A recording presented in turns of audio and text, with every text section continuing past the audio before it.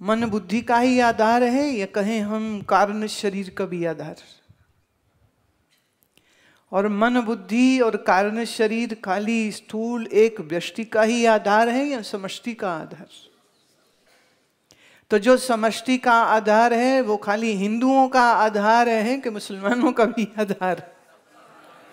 वो सिखों को आधार है कि खाली बौद्धों का आधार नहीं, क्योंकि बौद्ध मानते नहीं इसलिए वो उनका के तब में नहीं आधार बनता। ऐसा तो नहीं है। वो गोविंद है तो गोविंद माने चैतन्य, और चैतन्य अर्थ जो सर्वव्यापक अर्थ, मन, हर मन का आधार वही है।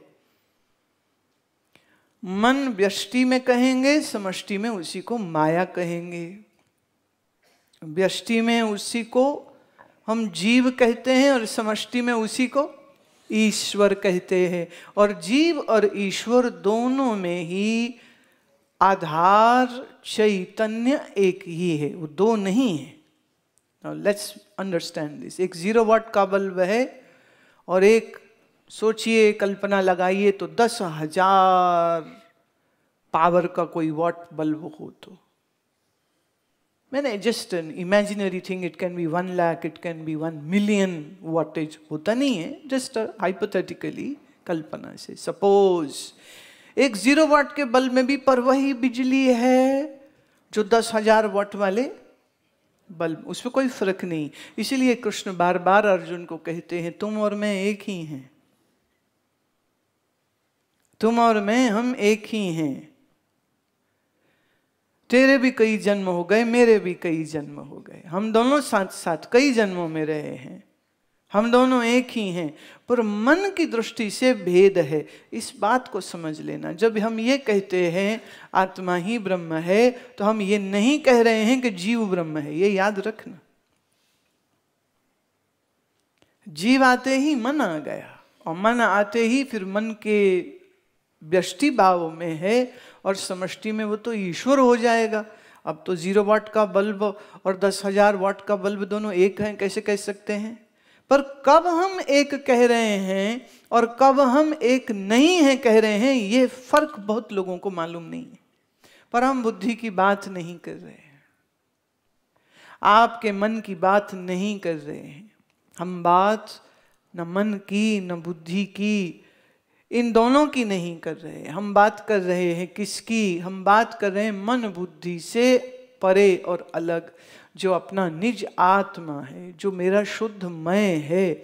हम उसके लिए कह रहे हैं कि वह चैतन्य है, और जिसे आप ईश्वर कह रहे हैं वो माया वाला चैतन्य है, आप मन वाले चैतन्य।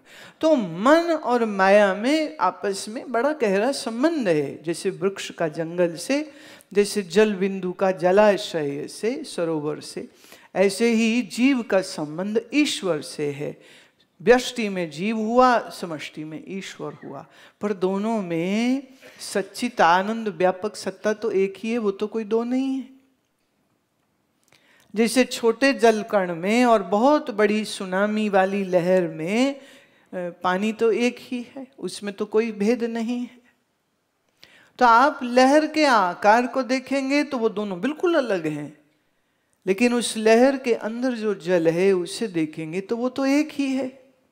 ऐसे ही जीव और ईश्वर का भेद मन अथवा माया के तल पर है, पर जीव में जो चैतन्य है और ईश्वर में जो चैतन्य है दोनों एक ही हैं। 10,000 वाट के बल्ब में और 0 वाट के बल्ब में बिजली एक ही है, वो दो नहीं होती है।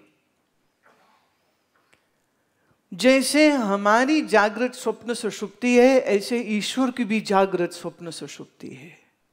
ईश्वर की जागृत मतलब जब ये चराचर जगत ठीक से चल रहा हो, फंक्शन कर रहा हो।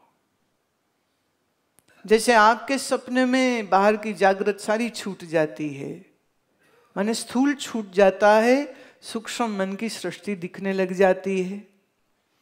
ऐसे ही जब सारा स्थूल जगत अपने कारण में लीन हो जाए, लय स्थानम, जब वो अपने कारण में लीन हो जाए तब इसे हम ईश्वर की स्वप्नावस्था कहते।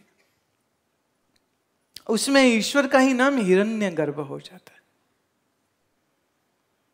जैसे आपकी सुषुप्ति हो जाती है, ऐसे जब ईश्वर की सुषुप्ति हो जाती है तो उस अवस्था में हम ये कह सकते हैं, जैसे आपको सुषुप्ति में सिर्फ सुख की अनुभूति होती है, बाकी कुछ दिखाई नहीं देता, कुछ महसूस नहीं होता, आनंदमयी कोश में चला गया ना।